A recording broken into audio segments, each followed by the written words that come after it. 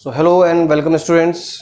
So today I have taken one very interesting topic, that is prism and pyramid. So what is the difference? What is the difference between both figures?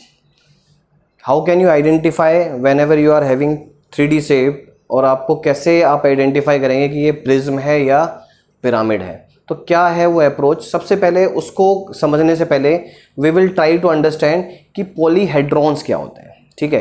क्योंकि पॉलीहेड्रॉन्स को समझना बहुत ज़रूरी है, क्योंकि पॉलीहेड्रॉन्स का ही ये पार्ट है, ठीक है?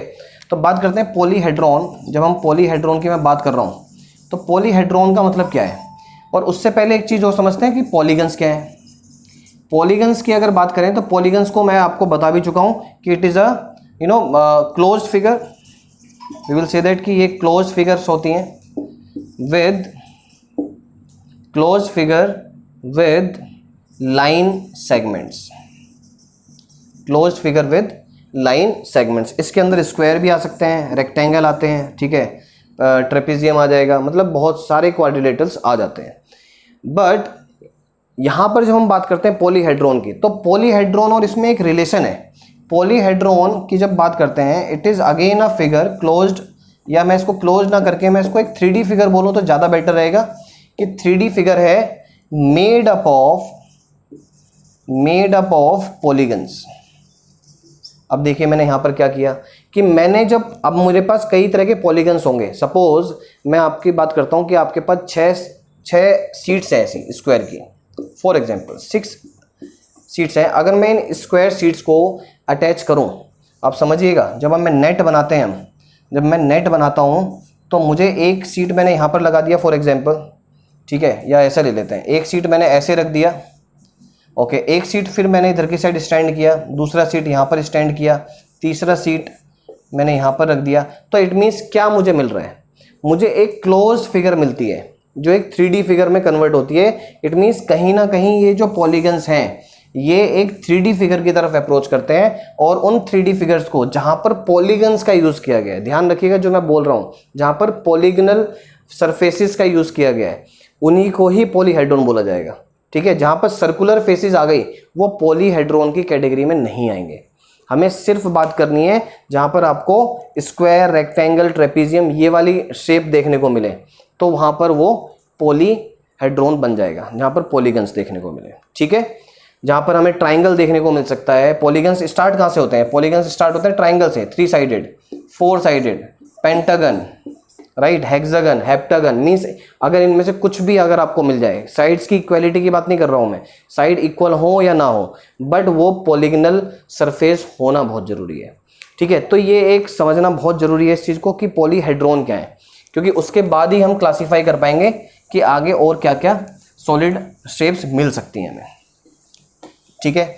अब आते हैं इस बात पर आते हैं कि जब हम पॉलीहेड्रॉन को समझ चुके हैं, अब तो पॉलीहेड्रॉन के दो हमने शेप्स लिया और पॉलीहेड्रॉन को क्लासीफाई किया कि प्रिज्म क्या हो सकता है और पिरामिड क्या हो सकता है। जब हम प्रिज्म की बात करते हैं तो prism and pyramids are solids. देखिए मैं प्रेजेंट भी कर दिया, geometrical objects both prisms and pyramids are polyhedrons with polygonal shape surfaces, ठीक है, जहां पर पॉलीगनल सरफेसेस का यूज हो रहा है, ठीक है? ये बात क्लियर हो गया, ये इस पर्टिकुलर स्टेटमेंट को एक्सप्लेन करने का मेथड था।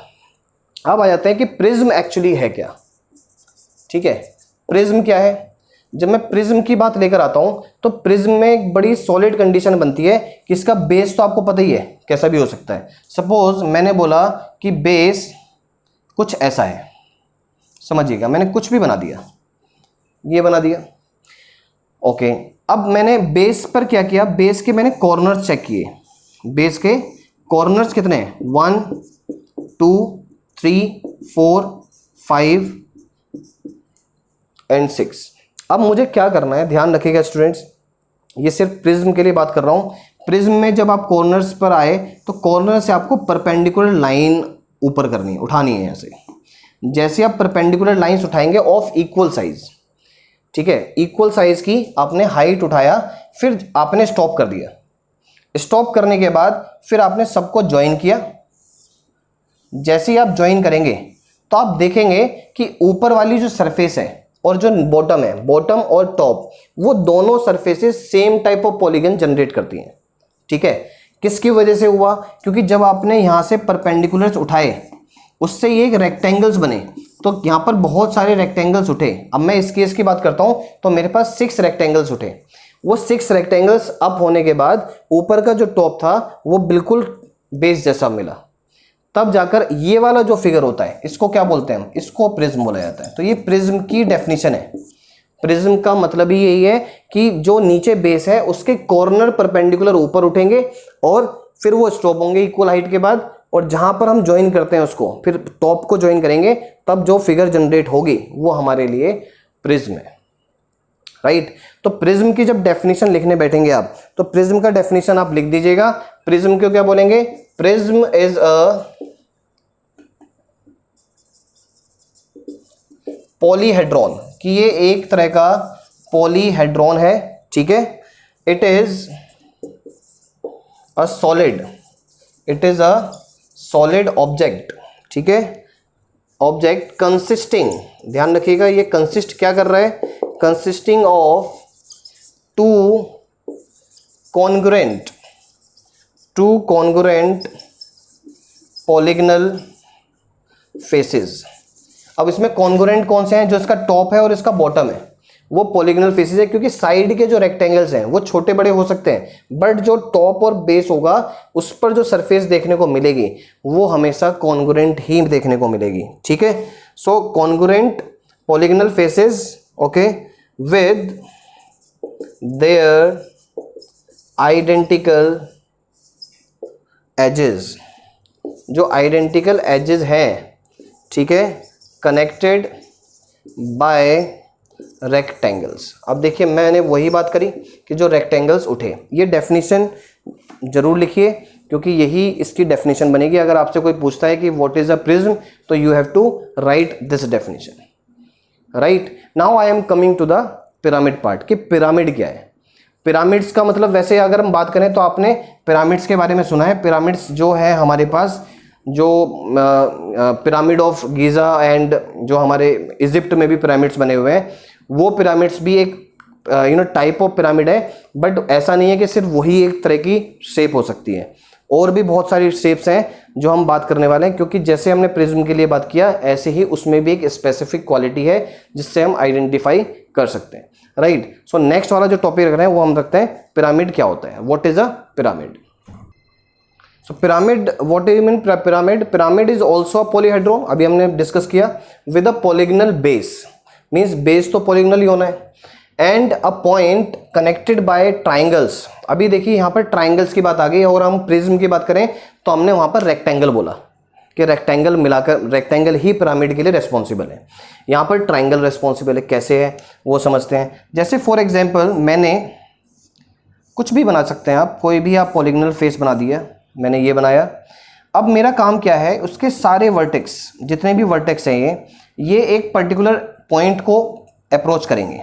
तो जैसे ये पर्टिकुलर एक पॉइंट को अप्रोच करेंगे तो आपको एक इस तरह का 3D फिगर जनरेट होगा। अब कुछ बच्चों को लग रहा होगा कि it's like looking like a diamond. ठीक है, डायमंड भी हो सकता है, बट हमें कंडीशन क्या लेनी है, जो मैथमेटिकली जो हमारा टेक्निकल पार्ट कह रहा है वो ये कह रहा है, जितने भी बेस के वर्टेक्स होंगे वो कहीं ना कहीं एक पॉइंट पर जाकर मिलेंगे। और अगर मैं प्रिज्म की बात कर रहा था, तो प्रिज्म में हमने कुछ और किया। प्रिज्म में हमने क्या किया, यहां से हमने परपेंडिकुलर्स उठाए थे। प्लीज अंडरस्टैंड द डिफरेंस, कि डिफरेंस क्या है। यहां पर परपेंडिकुलर उठा रहे थे और यहां से ऐसे ज्वाइन कर रहे हैं, जिसकी वजह से हर एक एज एक रेक्टेंगल जनरेट कर रही है। राइट, हर एक एज एक रेक्टेंगल जनरेट कर रही है। इस केस में क्या कर रही है, इस केस में ये एक रेक्टेंगल जनरेट कर रही है, और इस केस में एक ट्राइंगल जनरेट कर रही है, सॉरी, इसमें ट्राइंगल जनरेट कर रही है और इसमें एक रेक्टेंगल जनरेट कर रही है। तो ये एक बेसिक डिफरेंस है इस चीज को समझने का। तो ये बात थी कि इसको क्या बोलते हैं, इसको एपेक्स बोला जाता है। जो ये चोटी मिलती है जहां पर मीट करते हैं, इसको एपेक्स। तो pyramid is also a polyhedron with a polygonal base and a point. That point is called apex, connected by a triangle extending from the edges. Edges से extend करके बना, और पिरामिड में सिर्फ एक ही एपेक्स हो सकता है।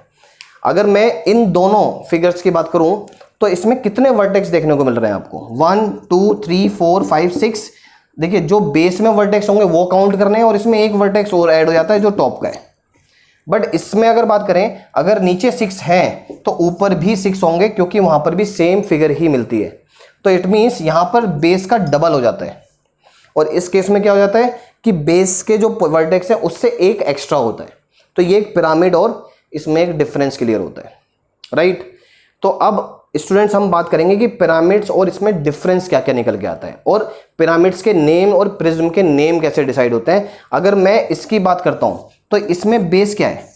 बेस के अंदर कितनी साइड्स? 1 2 3 4 5 6। तो मैं इसको बोल दूंगा हेक्सागोनल पिरामिड। समझिएगा, बेस के बेसिस पर नाम दिया जाता है। जो 6 साइड का होता है उसको क्या बोलते हैं? हेक्सागन। अगर 1 साइड, अगर मेरे पास 3 साइड है तो वो ट्रायंगुलर है। अगर 4 साइड है तो वो क्वाड्रिलेटरल है। 5 साइड है पेंटागनल है। 6 है हेक्सागन, 7 हेप्टागन, ऑक्टागन। तो इस तरह से हम इनके नेम्स डिसाइड करते हैं। इसमें क्या हो जाएगा? ये 1 2 3 4 5 6 ही है, तो इसमें भी यही होगा हेक्सागनल व्हाट प्रिज्म। इसमें प्रिज्म आ गया। देखिए ओके, एक तो ये पॉइंट आता है। ओके, एक बड़ा इंपॉर्टेंट पार्ट है, कभी कभी बुक्स में देखने को मिलता है कि क्या एक सिलेंडर प्रिज्म हो सकता है। क्योंकि प्रिज्म में एक कंडीशन और देखने को मिलती है, प्रिज्म में जो ये सरफेसेस होती हैं रेक्टेंगुलर होती हैं। तो हम सिलेंडर में भी ये मान के चलते हैं, क्योंकि कभी कभी हम सिलेंडर को भी सिलेंड्रिकल प्रिज्म बोला जाता है। समझिएगा, सिलेंड्रिकल प्रिज्म, उसमें कंडीशन हम क्या मान के चलते हैं कि जो ये सरफेसेस हैं, जो ये कर्व सरफेस मिली है, तो वो मान के चलते हैं कि जो एक कर्व सरफेस है ये इनफाइनाइट रेक्टेंगल से मिलकर बनी है। Infinite rectangles. तो जहां इनफाइनाइट रेक्टेंगल्स की बात आती है तो हम इसको बोल सकते हैं कि एक सिलेंड्रिकल प्रिज्म है। लेकिन उसके अंदर हमें यह ध्यान रखना है कि हमने कर्व सरफेस को इनफाइनाइट रेक्टेंगल्स की फॉर्म मान के चले कि यहां पर बहुत सारे रेक्टेंगल्स होंगे, तब जाकर ये ऐसे परपेंडिकुलर उठा होगा। और ये वाली जो सर्कुलर पार्ट है ये हमने मान लिया है कि ये बहुत सारी छोटी छोटी लाइन सेगमेंट से मिलकर बना होगा। जब आप सपोज करेंगे तभी हम इसको कंसीडर कर सकते हैं, राइट। तो ये एक बेसिक डिफरेंस था। अब हम थोड़ा सा और इसको ओवरव्यू लेंगे विद द डिफरेंस कि हमें एक्चुअल में डिफरेंस और क्या क्या देखने को मिलता है। Now students, I have written a difference here. उसी जो चीज़ें हमने बनाई हैं, जो चीज़ को समझा अलग अलग, अब उसको एक साथ समझ लेते हैं ताकि वो डिफरेंस क्लियर हो जाए। ओके, सबसे पहली बात करते हैं प्रिज्म की। प्रिज्म क्या कहता है? Prism has 2 basis. ठीक है, 2 बेसिस क्यों कह रहा हूँ मैं कि ऐसा भी प्रिज्म देखने को मिल जाता है कभी कभी कि अगर मैं ऐसा ले लूँ, तो आपने देखा होगा लैब्स में यूज़ होता है ये, बच्चों को यही प्रिज्म ध्यान रहता है। और मैंने दूसरा आपको ये बताया कि कुछ भी मैं ऊपर सरफेस बना दूँ, ठीक है, ये मैंने सपोज बना दिया। ओके, मैं कुछ और ले लेता हूँ।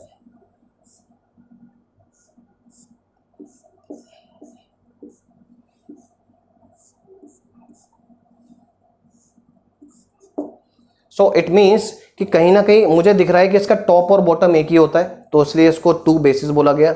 इसमें बात करते हैं तो आपको एक ही बेस देखने को मिलता है और एक एपेक्स देखने को मिलता है, right. Okay, the sides of a prism are rectangular और पैरेललोग्राम। मैंने बताया कि जब साइड्स उठती हैं तो ये रेक्टेंगुलर भी हो सकती हैं और ये एक पैरेललोग्राम फॉर्म भी ले सकती हैं। इसमें क्या बात होती है, इसमें जो साइड्स होती हैं वो एक ट्रायंगुलर फॉर्म में होती हैं, तभी एक एपेक्स जनरेट हो सकता है। अगर वो ट्रायंगुलर नहीं होगा तो एपेक्स जनरेट नहीं होगा। अब आते हैं जी लास्ट पॉइंट है, ये बड़ा इंपॉर्टेंट पॉइंट है कि जो प्रिज्म है, अगर मुझे एक ऐसा प्रिज्म देखने को मिला, सपोज मैं इस पर्टिकुलर फिगर को पहले हटा देते हैं, लास्ट पॉइंट की बात करेंगे। अगर बाय द वे मैं बात करता हूं कि मेरे पास एक ऐसा प्रिज्म है, लाइक हेक्सागन ही ले लेते हैं हम, हेक्सागोनल प्रिज्म, और मैंने प्रिज्म बनाया, राइट।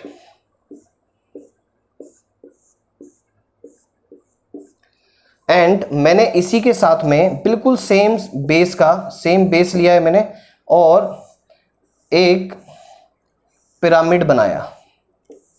समझिएगा बात को कि मैंने हाइट दोनों का सेम रखा है, मतलब यहां से ये वाला जो हाइट है h, इसकी जो हाइट है और इसका जो हाइट है वो दोनों सेम हो। ठीक है, सेम बेस हो और हाइट भी सेम हो पिरामिड का, तो इसका जो वॉल्यूम होगा, वॉल्यूम ऑफ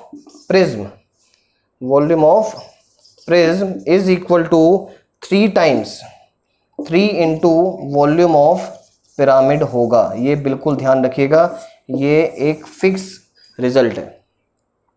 एक और रिजल्ट आता है, अगर मुझे प्रिज्म का एरिया निकालना हो, एरिया ऑफ प्रिज्म, तो क्या हो जाएगा, area of prism is equal to होता है area of base into height. अगर ये वाली जो हाइट है h, ध्यान रखिएगा ये फॉर्मूला सब जगह काम आता है, जितने भी आपने फिगर्स पढ़ी हैं उन सभी में काम आने वाला है। क्यूब ले लीजिए आप, क्यूबॉइड ले लीजिए, ठीक है। अब ये वाले फॉर्मूले को एक बार और एलोबरेट कर देते हैं और उसको समझते हैं, ठीक है। ओके, अब मैं बात करता हूँ, सपोज मेरे पास क्यूब है एक, समझिएगा, जैसे ही मैं क्यूब ले रहा हूँ तो मुझे क्लियर हो रहा है कि जो ये बेस है इसका एरिया क्या, इसका एरिया साइड इंटू साइड होगा। तो मेरे पास ये एक प्रिज्म है या नहीं है, पहले ये समझ लीजिएगा। ये एक पॉलीगोनल सरफेस है, इस पर ये परपेंडिकुलर ऊपर उठे हुए हैं और ये ज्वाइन हो गया, तो it means upper and lower bottom जो लोअर सरफेसेस हैं वो बिल्कुल सेम है। तो इट मीन्स एक क्यूब भी एक प्रिज्म है, क्यूबॉइड भी एक प्रिज्म है, right. So area of cubicle, अब देखिए क्यूब को मैं प्रिज्म बोल रहा हूं और उसी के अकॉर्डिंग फॉर्मूला रखूंगा, तो मेरे लिए आ जाएगा area of base into height. अब समझिएगा एरिया ऑफ बेस क्या है, लेंथ इनटू ब्रेथ, लेकिन यहां पर लेंथ और ब्रेथ दोनों ही सेम है, ए इंटू ए, और हाइट भी ए ही है। तो इट मीन्स क्या निकल जाता है, ए क्यूब। तो वॉल्यूम जो आपने क्यूब का निकाला वो एक्चुअली यही था, तो इट मीन्स हमने उसको प्रिज्म के एरिया की हेल्प से निकाल दिया। तो आप ध्यान रखिएगा कि हमने एरिया ऑफ जो क्यूबिकल प्रिज्म है, सॉरी एरिया कह रहा हूं मैं, वॉल्यूम ऑफ क्यूबिकल प्रिज्म होगा या वॉल्यूम ऑफ प्रिज्म होगा, वो ऑलवेज क्या होगा, area of base into height. ये बिल्कुल ध्यान रखिएगा। इससे आई थिंक पहले मैंने इसको एरिया बोल दिया, इसको वॉल्यूम कर लीजिएगा क्योंकि ये वॉल्यूम का फॉर्मूला है, क्योंकि एरिया ऑफ बेस तो हमें पता ही है, तो एरिया तो निकालने के लिए हमें कोई प्रॉब्लम ही नहीं है। तो ये इसके बारे में था स्टूडेंट्स। आई थिंक प्रिज्म और पिरामिड का डिफरेंस अब क्लियर हो चुका होगा कि कितने वर्टिसेस होते हैं और कितनी एजेस होती हैं, ये भी आप इजीली कैलकुलेट कर सकते हैं। So thank you so much class for watching this video, and students if you like this video please like it and subscribe this channel. Thank you so much.